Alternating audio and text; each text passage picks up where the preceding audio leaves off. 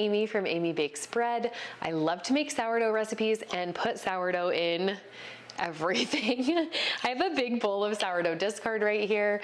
I pulled it out of my fridge. It is basically unfed, fermented sourdough starter. So it's the stuff I'm choosing not to refeed because I have too much of it. Or because I like to bake with it, which is the case for this recipe. These are my Sourdough Blondies. I keep this recipe stocked in my freezer because I love them so much. We're gonna make them right now. So I always like to use a scale. I put my bowl on a scale, and then I tear my scale. We're gonna start by adding in some melted butter, which I already melted. You can use brown butter in this if you want to, which would also be absolutely delicious. I've made it with brown butter before and I love it both ways. Okay, that butter that I just added in here, it is not hot. So it's just slightly warm. So we're gonna add in 1 egg. And then we're pouring in our sourdough discard.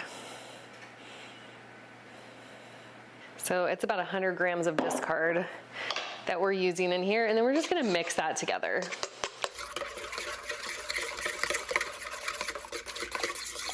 In goes the brown sugar.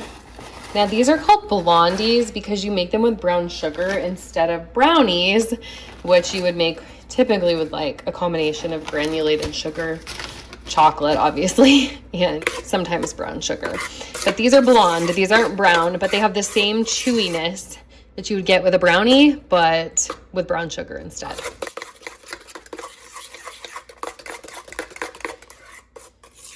We're adding in some vanilla extract. I like to use vanilla bean paste when I can, or vanilla extract I often use as well. It just adds a yummy vanilla flavor.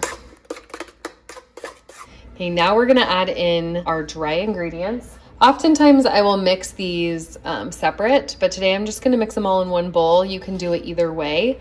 I am using freshly milled flour. Now, let me show you how you freshly mill it. You can also use just a regular whole wheat flour. You can use all-purpose flour. I love the flavor the freshly milled gives these blondies, but I've made them a lot with just regular all-purpose flour, and they're great that way too. So either way, you can use it. The recipe post will have instructions. It does have instructions for both types of flour. And then we have the salt. I like to kind of mix it around the top because I didn't mix this together separately in a bowl first.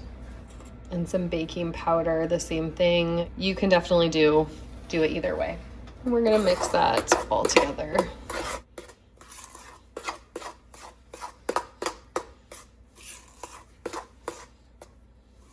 I love the flavor that the freshly milled flour gives to these. Like I said, I've made them both ways, but the flavor that it gives is just so good. So if you are thinking of getting into milling, try these. Then we add in our chocolate chips. And the last thing are these English toffee bits. They really give these a great flavor as well. Now you could do any kind of chocolate chips or any kind of bits that you want in here. I just love the flavor of these. All right, so our batter is mixed, it is done. At this point, I could refrigerate it and I could long ferment the batter if I wanted to. It would just pre-digest some of the gluten in the flour. I don't usually do that, but you could do that for probably up to 48 hours. So I'm gonna go ahead and press this into the pan and then we're gonna bake them. Okay, we have to first line our pan with parchment paper. So I kind of do this a couple different ways. Today I'm just going to, I don't know, sometimes I'll fold it over. This does work pretty well. And I'll do this today. Fold it over and then you can go with the edges, crease the edges here so you know where to go. I do that sometimes, or I will just cut. I just cut in the corner like that. Let me quickly do every corner. This is probably the way I do it the most for any loaf pan or any pan.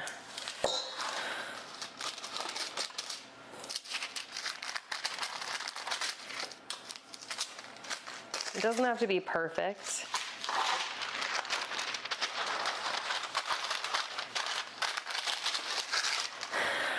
then it fits right into your pan. All right, we're gonna dump out our Blondie bars.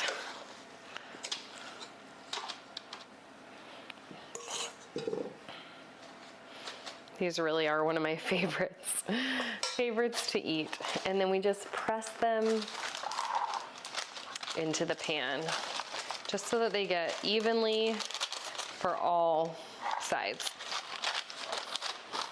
It is a little bit sticky, the dough. You can get your hands a little bit damp if you want to. That can sometimes help so that you don't get the dough everywhere.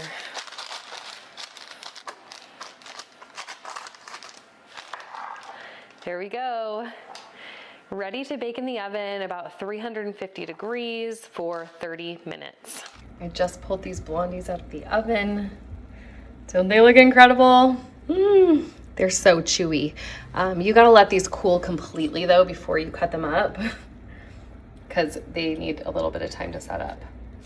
The Blondies have cooled down.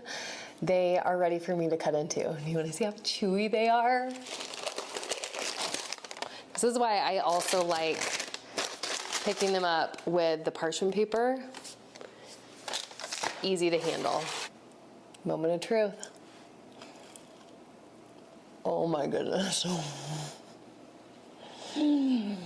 There's a reason I keep these stashed in my pantry. Actually, in my freezer. The freezer in my pantry. Wow, this is like my favorite dessert ever. So chewy, that whole wheat flour.